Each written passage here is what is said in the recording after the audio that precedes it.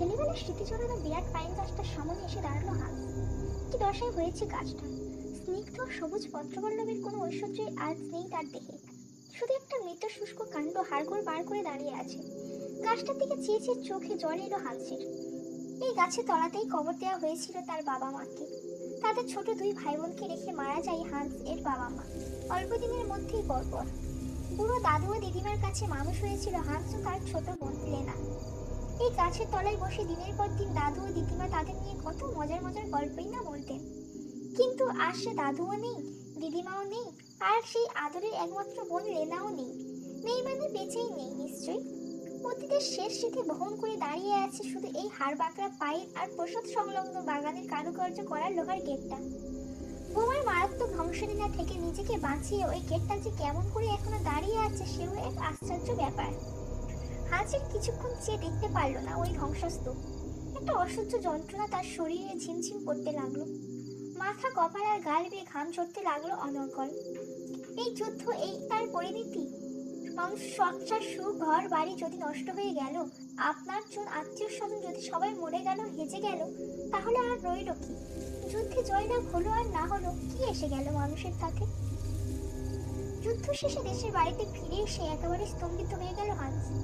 অবাক বিস্ময়ে তাকিয়ে রইল তাদের ধ্বংসাবশেষ প্রসাদ ও আদ্যিকালের ওই পাইন গাছটার দিকে। বাড়ির চেয়ে গাছটাই যেন সবচেয়ে বেশি আকর্ষণ করেছে আজ তাকে। এতদিনের যুদ্ধে পরিশ্রান্ত ক্লান্ত হাঁস চারিদিকে এই নিদারুণ দৃশ্য সত্যি সহ্য করতে পারল না। গাছটার দিকে তাকিয়ে থাকতে তার শরীর অবশ্যই আসতে লাগলো। চোখের পাতা ভারী হয়ে এলো। কলোনিতে থাকার সময় যদিও হাঁস শুনেছিল তাদের দেশে বোমা পড়ার কথা, কিন্তু এই দৃশ্য সে কল্পনাও করেনি। নতুন করে এখানে ঘর বাঁধবার আর সম্ভাবনা নেই। তাছাড়া টাকাই বা কোথা? যা ছিল সব জ্বলে পুড়ে ভেঙে চুরে ধূলিসাৎ হয়ে গেছে।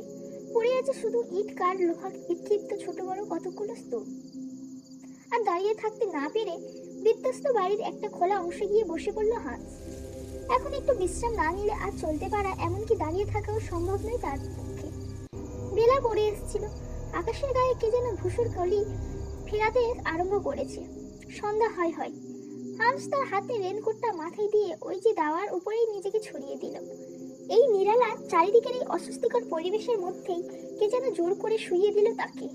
বাল্যকাল থেকেই অসীম সাহসী ছিল হাঁস। ভয় বলে কিছুই জানতো না। এখানেও ভয় তার কিছুই করছিল না বটে, কিন্তু বাল্যকাল, কৈশোর ও যৌবনের স্মৃতি জড়ানো এই বাড়িটার দুনির্বার একটা মায়া আস্তে আস্তে কেমন যেন তাকে অভিভূত করে ফেলছিল তন্দার মধ্যে। চোখ জুড়ে আসার মুখে শুয়ে শুয়ে দাদু দিদিমা ও লেনার কথা গভীরভাবে মনে পড়তেই হাঁস হঠাৎ দেখলো লেনা তার চোখের সামনে দাঁড়িয়ে। হাঁস লাফিয়ে চেঁচিয়ে উঠল, এ কি লেনা, বেঁচে আছো তাহলে? বলে তার দিকে হাত বাড়িয়ে দিল শেখেন করার জন্য। কিন্তু লেনা একটু ব্যবধান দেখে সরে গিয়ে বলল, হ্যাঁ, আমি, দাদু ও দিদিমা আমরা সবাই আছি, কিন্তু এখানে নয়, অন্য দেশে। হাঁস আশ্চর্য হয়ে গেল। দাদু দিদিমাও বেঁচে আছে তাহলে? কোথায় তারা? এক্ষুনি নিয়ে চলো তাদের কাছে আমায়। কিন্তু অন্য দেশে তোমরা চলে গেছো, তো এখানে এ সময় তুমি এলে কি করে? তুমি এখানে এসছো জানতে পেরেই আমি এলুম। এখনো আমরা সব জানতে পারি, সব করতে পারি ইচ্ছা করলে, লেনা বললে গম্ভীর ভাবে। একথা তাৎপর্য তলিয়ে দেখার অবসর হলো না হাঁসের। সে তাড়াতাড়ি বললে, সে কি অনেক দূর দেশ? যত দূরই হোক, নিমেষে আমি তোমায় সেখানে নিয়ে যাব, আর নিমেষেই পৌঁছে দিবে যাবো এখানে, বললে লেনা। একথার উত্তরে হাঁস বিরক্তি সুরে বোকার মতো করে বললে, আবার পৌঁছে দিয়ে যাবে বলছো? কেন, আমি আর যাবো কোথায়? একসঙ্গেই থাকবো আমরা সবাই। তোমার সেখানে থাকা হবে না হাঁস, তুমি শুধু দাদু দিদিমাকে দেখেই চলে আসবে। তাড়াতাড়ি ওই গাছটার উপরে উঠে বসবে চলো, আমার হাতে বেশি সময় নেই, বলে লেনা সেই পাইন গাছটার দিক দেখিয়ে দিল। যন্ত্রচলিতের মতো লেনার সঙ্গে হাঁস শুকনো পাইন গাছটার উপর উঠে গিয়ে বসলো। ওরা গাছ চড়ে বসবার সঙ্গে সঙ্গে এরোপ্লেনের মতো হুসুস করে শূন্যে চলতে আরম্ভ করলো গাছটা। তারপর কিছুক্ষণের মধ্যেই গাছটা এক জায়গাতে এসে নামতে শুরু করলো নিচের দিকে। নামবার মুখে লেনা বললে, ছোটবেলায় থেকে তো তুমি খুবই বীরপুরুষ, কিন্তু এখানকার সব দৃশ্য দেখে ভয় পেও না যেন। তার কথা শেষ হতেই না হতেই গাছটা ঝুপ করে এসে নামিয়ে দিল তাদের এক বিস্ময়কর দেশে। শো শো শব্দে অনবরত ঝড়ের বেগে হাওয়া বইছে এলোমেলো।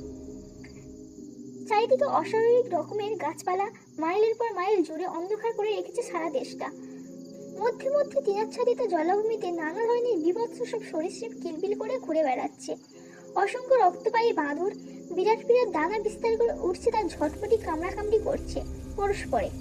ধোঁয়ার মতো এক ধরনের গ্যাস উঠছে চারিদিক থেকে। জলাভূমির মাঝে মাঝে জল ফুটছে টকবক করে। যত বীর পুরুষই হোক না কেউ, এ দৃশ্য দেখে ভয় না পেয়ে উপায় নেই। হান্স জড়ানো করেই বললে, এ কি ব্যাপার? এখানে না আছে মানুষজন, না আছে মানুষের ঘরবাড়ি, এখানে কোন নরকপুরীতে নিয়ে এলে তুমি আমায়? শিখির দাদু দিদিমার কাছে নিয়ে চলো, তাদের সঙ্গে দুটো কথা বলেই আমি চলে যাব। হাঁসের কথার উত্তরে লেনা এক রকমের অদ্ভুত হাসি এসে বলল, ঘরবাড়ি মানুষজন সবাই আছে এখানে, তবে তুমি দেখতে পাবে না, দেখলে আরো ভয় পেতে। আচ্ছা বেশ, এখন ওদের সঙ্গে তাড়াতাড়ি দেখাটাও করিয়ে দাও, আর এক মুহূর্ত আমি থাকতে পারছি না এখানে। তীব্র বিরক্তি হান্সের কথাই। এসো আমার সঙ্গে বলে একটা জলার পাড়ে হান্সকে নিয়ে গেল লেনা। দূর থেকে ইঙ্গিত করে বললে, ওই দেখো দিদিমাকে। হান্স দেখলে বুড়ি দিদিমা একটা লাঠির উপর ভর দিয়ে চুপচাপ দাঁড়িয়ে আছে। হান্স সেদিকে যাবার জন্য চেষ্টা করতেই লেনা ধমক দিয়ে চেঁচিয়ে উঠল, যেও না যেও না, ওদিকে বিপদে পড়বে। তাছাড়া বুড়ি এখন মানুষ চিনতে পারে না, কথা বন্ধ হয়ে গেছে। দুজনেরই ওই একই অবস্থা। দাদু, দাদু কোথায়? বলে হান্স মরিয়া হয়ে উঠল তাকে দেখবার জন্য। লেনা একদিকে আঙুল দেখিয়ে বলল, ওই দেখ দাদু বসে বাইবেল পড়ছে একমনে। ওর শেল চোখে কথা বন্ধ হয়ে গেছে, লোক চেনার ক্ষমতাও নেই, আর গান তো গিয়েছিল আগে থেকেই। কি বলছো তুমি? বলে হান্স লেনার কাছ থেকে ছুটে যেই বুড়োর দিকে যাবে, হঠাৎ দেখে বুড়ো বুড়ি দুজনেই অন্তর্ধ্যান, কেউ কোথাও নেই। শুধু দুটো রক্তচোষা বাঁদর ছটপট করে উড়ে গেল সেখান থেকে। বিকটভাবে হেসে উঠল লেনা। এ কি সব কাণ্ড তোমার? কোথায় নিয়ে এলে তুমি? কথাটা সম্পূর্ণ শেষ না করেই হান্স যেন হাঁপাতে লাগলো, তার দম যেন বন্ধ হয়ে আসছে। হান্সের কাছ থেকে একটু দূরে দাঁড়িয়েছিল লেনা। এই কথার পর সে হান্সের আরো কাছে এসে দাঁড়ালো। ভারী বিশ্রী দেখাচ্ছে লেনাকে এখন। ক্রমশ তার স্বাভাবিক চেহারাটা বদলাতে বদলাতে এখন যেন কেমন একটা ভয়াবহ রূপ ধারণ করেছে। রংটাও বদলাতে বদলাতে হয়ে এসছে যেমন পোড়া কাঠের মতো। যুদ্ধবিরোধ সাহসী জার্মান সন্তান হান্স মায়ের পেটের বোনের চেহারা এই ভয়াবহ পরিবর্তন দেখে ভয়ে স্তম্ভিত হয়ে গেল। দুটো হাত জোর করে কাঁপতে কাঁপতে সে চিৎকার করে উঠল, লেনা, তোমার দুটো পায়ে পড়ি, তুমি আমায় বাঁচাও, এ আমি আর সহ্য করতে পারছি না। কয়েক মুহূর্ত চুপ করে থাকার পরে লেনা কথা বলে উঠল। গলাটাও তখন অস্বাভাবিক রকম বদলে গেছে। সোজাসুজি লেনা বললে, শোনো হান্স, তুমি ভয় পেও না, আমরা কেউ আজ আর বেঁচে নেই, সকলেই মৃত। যুদ্ধ যখন আমাদের দোরগোড়ায় এসে পড়লো, চারিদিকে যখন বোমা পড়ে লোক কুকুর বিড়ালের মতো মরতে লাগলো দূরে নে, যখন সব ধ্বংসের মুখে আত্মরক্ষার কোনো উপায় রইল না, তখন বুড়ো দাদু দিদিমা নিরুপায় হয়ে আমার অনুরোধ করলেন তাদের বিষ দিতে।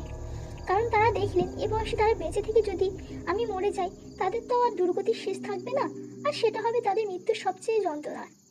তাদের প্রস্তাবে শেষ পর্যন্ত আমি রাজি হই এবং ঠিক করি ওদের বিষ দেওয়ার পর আমি নিজেও বিষ খাবো। এই ঠিক করে আমার যা পুরনো মূল্যবান সোনাদানা ও জুয়েলারি ছিল, যার দাম হবে প্রায় ৫-৭ লক্ষ টাকা, তা সবই বাগানের পাইন গাছের তলায় পুঁতে ফেলেছি। কিন্তু পুঁতে ফেলার আগে তার একটা লিস্ট খামের ভিতর পুরে সিল করে আমাদের পুরনো মালিক লিসেনভককে দিয়ে তুমি ফিরে এসে দেওয়ার জন্য। লিসেনভক এখান থেকে পালিয়ে যায় আত্মরক্ষার জন্য। তারপর যখন সত্যিই আমাদের বাঁচার কোনো উপায় নেই দেখি, তখন একদিন রাত্রে দাদু ও দিদিমাকে আমি নিজের হাতে বিষ তুলে দিই। কিন্তু সেই বিষ নিচে খেতে যাবার আগেই আমার বাগানের পাশে বোমা পড়ে এবং তার ধাক্কায় আমাদের হাত থেকে বিষের ঘাস পড়ে যায়। কিন্তু 5 মিনিট না যেতেই যেতেই আবার বোমা পড়ে এবং ঠিক আমাদের বাড়ির উপরেই। সঙ্গে সঙ্গে বাড়িঘর হুড়মুড় করে সব ভেঙে যায়, আগুন জ্বলে ওঠে চতুর্দিকে। আমি প্রাণ নিয়ে পালাতে গিয়ে দাদু দিদিমার সঙ্গেই পড়ে মরি এই বাড়িতে। উফ, সে কি ভয়ানক যন্ত্রণাদায়ক অবস্থা। এখন তুমি ফিরে এসেছো দেখি ওই মূল্যবান ধনরত্ন যাতে তোমার হাতে পড়ে সেই খবরটাই দিতে এসেছি, থাকতে পারিনি। আজ আমি মৃত, আমি মৃত, হান, আজ আমি মৃত। বলে শেষের দিকে বিকট চিৎকার করে কেঁদে উঠে অদৃশ্য হয়ে গেল লেনা হান্সের চোখের সামনে। যেমন হঠাৎ করে আবির্ভাব হয়েছিল, তেমনই অকস্মাৎ সে মিলিয়ে গেল। গাঢ় ঘুমের মধ্যেই ওই চিৎকার কর্ণপটেই যেন ছিঁড়ে যাবার উপক্রম হয়েছিল হান্সের। লাফিয়ে ধড়বড়িয়ে উঠে পড়ল সে। একবার ভালো করে নিরীক্ষণ করে দেখলো চারিদিকে। সে যেখানে ছিল সেখানেই আছে। সারা আকাশ কুয়াশায় ঢেকে থাকলেও তারা বুঝতে বাকি রইল না যে ভোর হতে আর বেশি দেরি নেই। সারা গায়ে তখনও ভীতির কাঁটা। এটা যেন স্বপ্ন, তা কিছুতেই ভাবতে পারছিল না হান্স। এত স্পষ্ট চাক্ষুষ দেখার মতো একটা জীবন্ত কি কখনো স্বপ্ন হয়? পাইন গাছটার তলায় লুকোনো ধনরত্নের কথা মনে পড়তেই সে চলল পাইন গাছটার দিকে। এখান থেকে সোজাসুজি গাছটাকে দেখা যাচ্ছিল। এতে চড়ে তো গিয়েছিল সে লেনার সঙ্গে।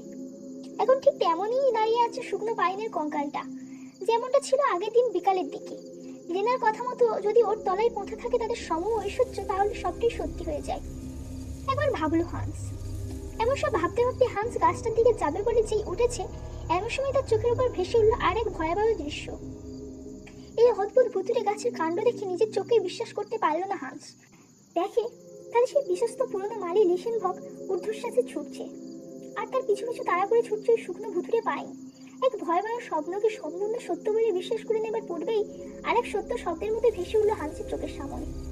দু হাতে মাথাটা চেপে ধরে সাহসী হান্স ভাবতে লাগলো, তাহলে কি লিসেনভক সেই খাম খুলে আজই ধনরত্ন আস্বাদ করার জন্য পাইন গাছের তলায় ঘুরতে এসেছিল?